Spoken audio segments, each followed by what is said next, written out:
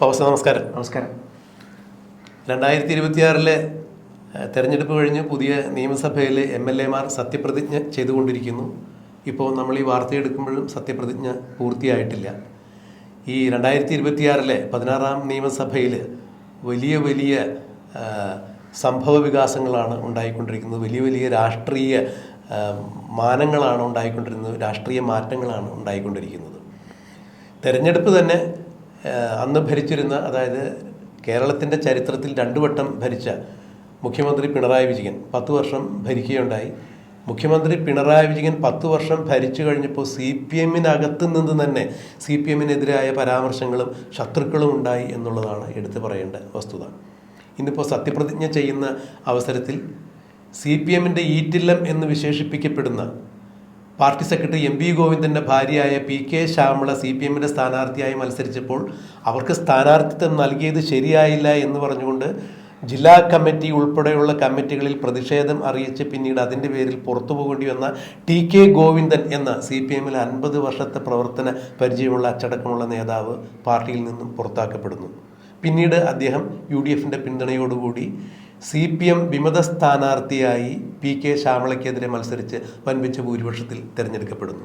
അത് CPM-നെ സംബന്ധിച്ചിടത്തോളം വലിയ തിരിച്ചടിയായി. ഇത് തന്നെയാണ് അവിടെ പയ്യന്നൂരിൽ നടന്നത്. V കുഞ്ഞികൃഷ്ണൻ രക്തസാക്ഷി ഫണ്ട് തട്ടിപ്പുമായി ബന്ധപ്പെട്ട് ചില കാര്യങ്ങൾ പുറത്തു പറയുന്നു.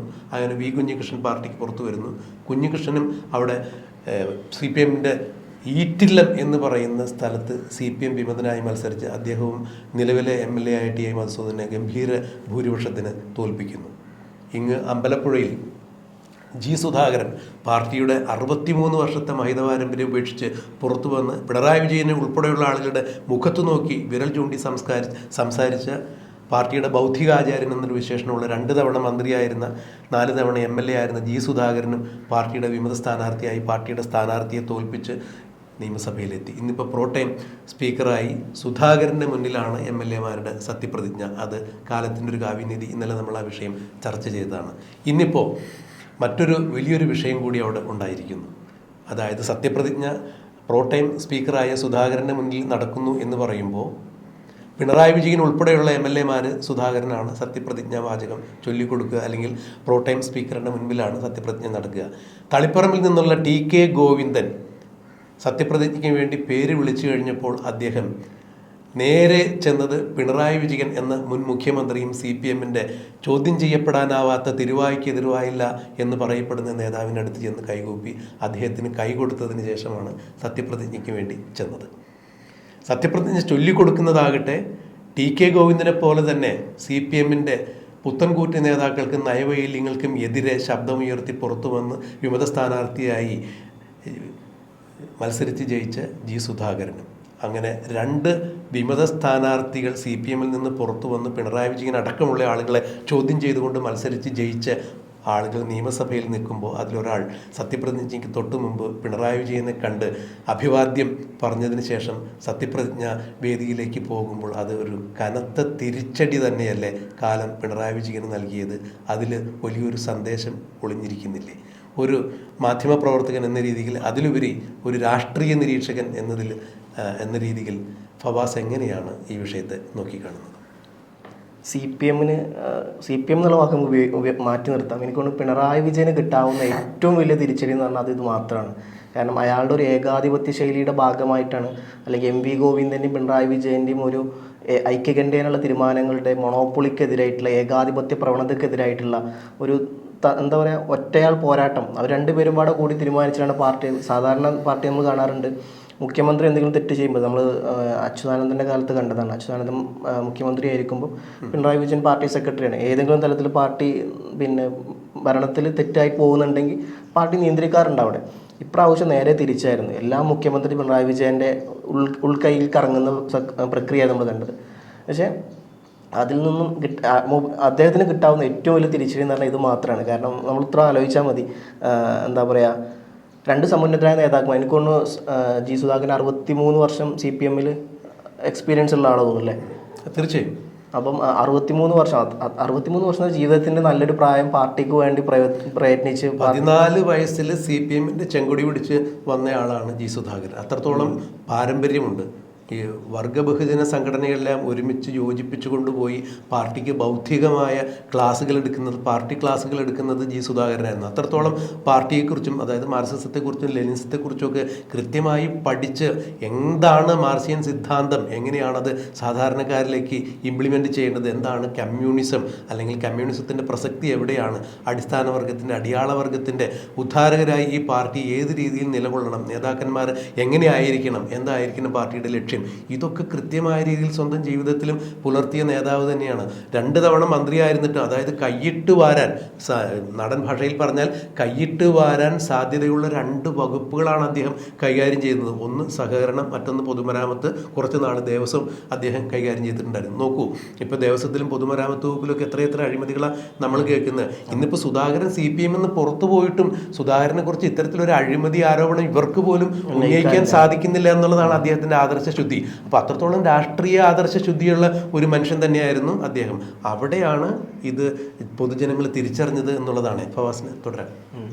അപ്പം എനിക്ക് തോന്നിയിട്ടുള്ളത് ഈ പറഞ്ഞ പോലെ ജി സുധാകരൻ എന്ന് പറഞ്ഞ ഒരു സമുന്നതനായ നേതാവ് പ്രോടൈം സ്പീക്കറായി നിൽക്കുമ്പം സത്യപ്രതിജ്ഞ ചെയ്യാൻ വേണ്ടി ഇദ്ദേഹത്തിൻ്റെ അടുത്തിലോട്ട് പോകുമ്പം എന്താ പറയുക, മുഖ്യമന്ത്രി എന്നുള്ള എന്താ പറയുക പ്രതിപക്ഷ നേതാവ് എന്നുള്ള നിലയ്ക്ക് ആൾക്കൊരു ലജ്ജ ഉണ്ടാവുമല്ലോ. ഞാൻ കാരണം പുറത്തോട്ട് പോയാൽ, അല്ലെങ്കിൽ ഒരുപക്ഷെ MV ഗോവിന്ദൻ ഇത്തരത്തിലുള്ള എന്താ പറയുക പരനാറി അല്ലെങ്കിൽ പോണവർ പോട്ടെ പ്രശ്നമല്ല, അത്തരത്തിലൊന്നും പറഞ്ഞില്ലായിരുന്നു.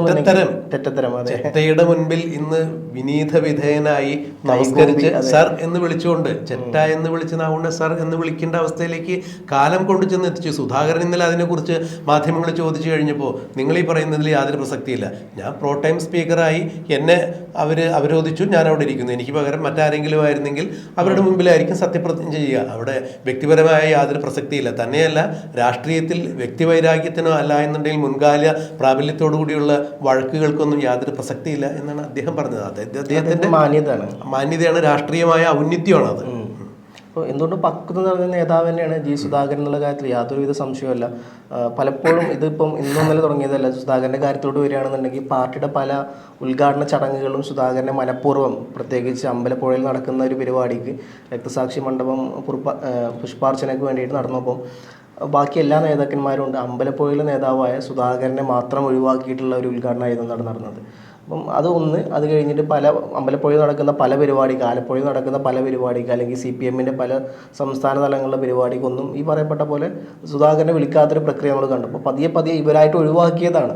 അപ്പം ഈ പറഞ്ഞ പോലെ എനിക്ക് തോന്നുന്നത് ഒരു പക്ഷേ അവർക്ക് വേണ്ടി വഴങ്ങാത്ത ഒരു നേതാവ് എന്നുള്ള ഒരു ലേബലിലായിരിക്കും ഇദ്ദേഹത്തെ ഒഴിവാക്കിയത് എന്നുള്ള സാധനം എനിക്ക് പലപ്പോഴും തോന്നിയിട്ടുണ്ട്. ഇവിടെ മറ്റൊരു കാര്യം കൂടി ശ്രദ്ധിക്കണം. പാർട്ടിയിൽ 70 വയസ്സ് കഴിഞ്ഞ ആളുകൾ മത്സര രംഗത്തേക്ക് വരണ്ട എന്ന് പറഞ്ഞുകൊണ്ട് 2ാം പിണറായി വിജയൻ സർക്കാർ അധികാരത്തിൽ വരുന്നതിന് മുമ്പ് പിണറായി വിജയൻ അത്തരത്തിലൊരു നിയമം ഉണ്ടാക്കി വെച്ചു പാർട്ടിയിൽ. അങ്ങനെയാണ് തോമസ് ഐസക്, ജി സുധാകരൻ ഉൾപ്പെടെയുള്ള ഈ ജയരാജന്മാർ, EP ജയരാജൻ ഉൾപ്പെടെയുള്ള ആളുകളെ പുറത്തേക്ക് നിർത്തേണ്ടതായി വന്നത്.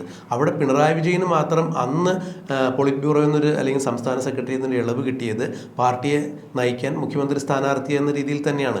ഇപ്പൊ വീണ്ടും ഈ ഒരു ടൈമിൽ വന്നു കഴിഞ്ഞപ്പോൾ സുധാകരനൊക്കെ അത് തന്നെയാണ് ചോദ്യം ചെയ്തത്. എന്തുകൊണ്ട് വീണ്ടും അങ്ങനെയാണെങ്കിൽ പിണറായി വിജയന് മത്സരിക്കാമെന്നുണ്ടെങ്കിൽ മറ്റുള്ള ആളുകളെ മാറ്റി നിർത്തണം. നോക്കൂ, ഈ TK ഗോവിന്ദൻ മാസ്റ്റർക്കൊക്കെ ഈ ഒരു ടൈമിൽ പോലും മത്സരിക്കാൻ അവസരം കിട്ടിയില്ല എന്നുണ്ടെങ്കിൽ അദ്ദേഹം ഒന്നും ഒരിക്കലും പിന്നീട് നിയമസഭ കാണും എന്ന് നമുക്ക് വിശ്വസിക്കാൻ പറ്റില്ല, അല്ലേ? അത്രത്തോളം പ്രായമുള്ള ഒരു മനുഷ്യൻ. മാത്രമല്ല, ഇനി അടുത്തൊരു നിയമസഭാ തെരഞ്ഞെടുപ്പ് വരുമ്പോൾ 2031 ആകുമ്പോഴേക്കും അദ്ദേഹത്തിന്റെ ഏജ് ഓവർ ആവും. ഇപ്പൊ തന്നെ അദ്ദേഹം അങ്ങനെ ഒരു പ്രായപരിധിയിലാണ് നിൽക്കുന്നത്. അപ്പോൾ അങ്ങനെ വരുമ്പോൾ ഇന്നിങ്ങനെ ഒരു തീരുമാനം അവർ കൈക്കൊണ്ടില്ല എന്നുണ്ടെങ്കിൽ, പൊതുജനത്തെ സേവിക്കണമെന്നുണ്ടെങ്കിൽ അധികാരങ്ങളൊന്നും വേണമെന്നില്ല. എങ്കിലും അങ്ങനെയല്ലല്ലോ. ഒരു നിയമസഭാ സാമാജികന് ചെയ്യാൻ കഴിയുന്നത്ര ഒരു സേവനം ഒരുപക്ഷെ ഒരു സാധാരണക്കാരനായ ഒരു നേതാവിന് ജനങ്ങൾക്ക് വേണ്ടി ചെയ്തു കൊടുക്കാൻ സാധിക്കില്ല. അവിടെയാണ് അതിൻ്റെ വ്യത്യാസം. അതിനുവേണ്ടിയാണ് മന്ത്രിയും നിയമസഭാ അംഗമൊക്കെ ആകുന്നതിൻ്റെ പ്രസക്തി അവിടെയാണ്. അല്ല, ഇപ്പോൾ ഒരു പൊതുപ്രവർത്തകനായിരിക്കുന്ന ഒരാൾക്ക് പൊതുജന സേവനത്തിന് മന്ത്രിയാവണമെന്നോ അല്ലെങ്കിൽ MLA ആവണമെന്നോ നിർബന്ധമില്ല. പക്ഷേ ഒരു MLAക്കും ഒരു മന്ത്രിക്കും ഒക്കെ ചെയ്തു കൊടുക്കാവുന്നതിൻ്റെ വലിയൊരു വിപുലമായ ഒരു സാധ്യത ഒരു സാധാരണക്കാരന് ആയ നേതാവിന് ഉണ്ടാവില്ല. അത് തന്നെയാണ് മത്സരത്തിൻ്റെയും അല്ലെങ്കിൽ നേതാവിൻ്റെയൊക്കെ പ്രസക്തി.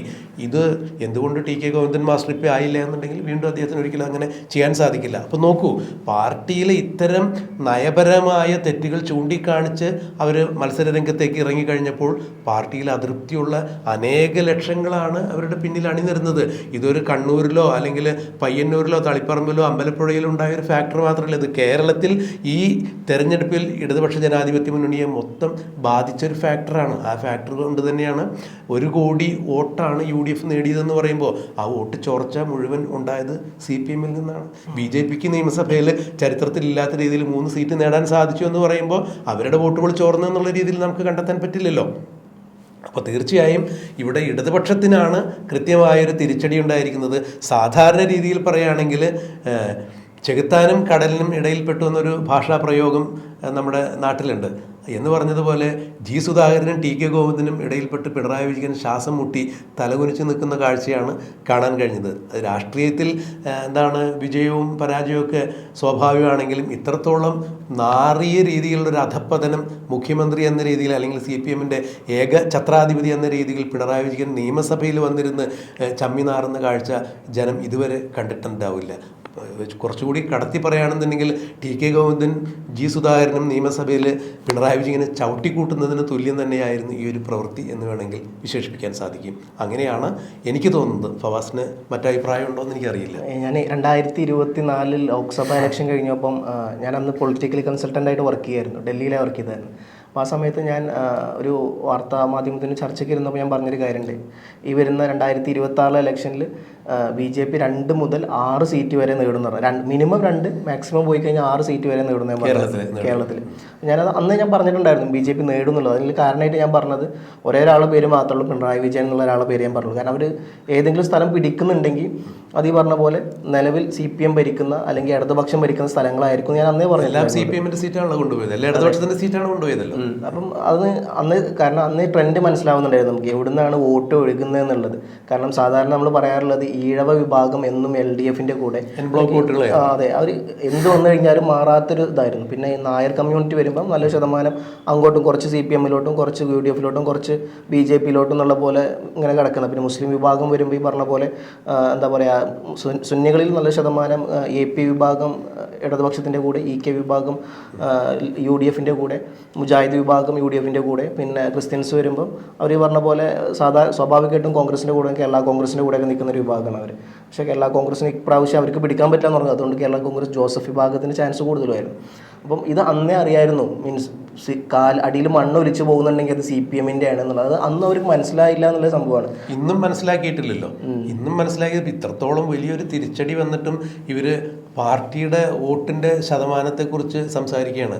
അതായത് ധർമ്മടത്ത് പോലും മുൻ മുഖ്യമന്ത്രി പിണറായി വിജയൻ 6 റൗണ്ട് വരെ വോട്ടെണ്ണുമ്പോൾ പുറകിൽ തന്നെയായിരുന്നു.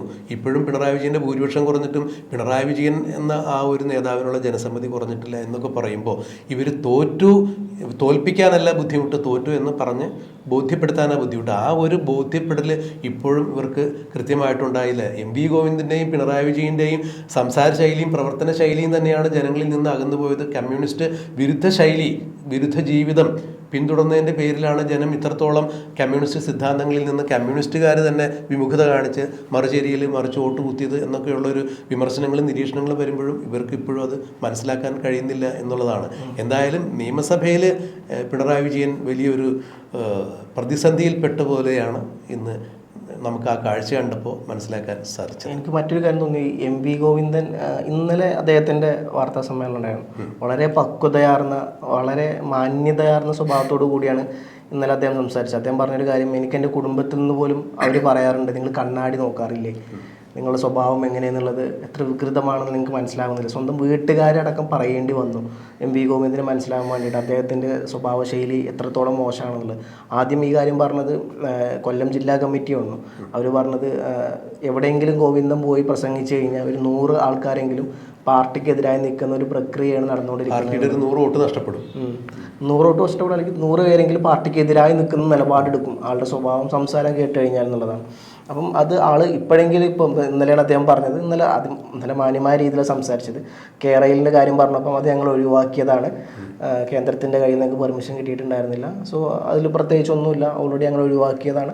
വളരെ മാന്യമായ രീതിയിൽ പക്വതയാർന്ന രീതിയിൽ നമുക്ക് മറ്റൊരു എപ്പിസോഡിൽ എന്തായാലും അത് ചർച്ച ചെയ്യും. കാരണം അത്രത്തോളം വെറുതെ ഇങ്ങനെ അത് പ്രത്യേകം ചർച്ച ചെയ്യാനുള്ള ടോപ്പിക്കാണ്. കാരണം നമ്മളത് വളരെ ഗഹനമായി പറഞ്ഞുകൊണ്ടൊരു കാര്യം തന്നെയാണ്. തീർച്ചയായും ഫവാസ് നല്ലൊരു സബ്ജക്റ്റാണ് അത്. ഈ ഒരു സംഭവം, അതായത് ഇന്നിപ്പോൾ നിയമസഭയിൽ തിരിച്ചടി നേരിട്ടു എന്ന് തന്നെയാണ് എൻ്റെ ഒരു പരിമിതമായ രാഷ്ട്രീയ ബോധം വെച്ചിട്ട് എനിക്ക് പറയാൻ സാധിക്കുക. അഥവാ പിണറായി വിജയന് തലകുനിച്ചുകൊണ്ട് തന്നെ ഇരിക്കേണ്ട ഒരു അവസ്ഥയിലേക്ക്. കാരണം പിണറായി വിജയൻ എന്ന ഒരു ഏകാധിപതിയുടെ ധാർഷ്ട്യം കലർന്ന, അഹങ്കാരം കലർന്ന ആ തീരുമാനം കൊണ്ട് തന്നെയാണ് ഈ ജി സുധാകരനും ടി കെ ഗോവിന്ദനും എല്ലാം പാർട്ടിക്ക് വെളിയിലേക്ക് പോകേണ്ടി വന്നത്. അവർ തന്നെ വീണ്ടും നിയമസഭയിൽ പിണറായി വിജയന് ഇടംബലം നിന്ന് അല്ലെങ്കിൽ മുൻപിലും പിൻപിലും നിൽക്കുന്ന ഒരു കാഴ്ചയാണ് ഇന്ന് കാണാൻ കഴിഞ്ഞത്.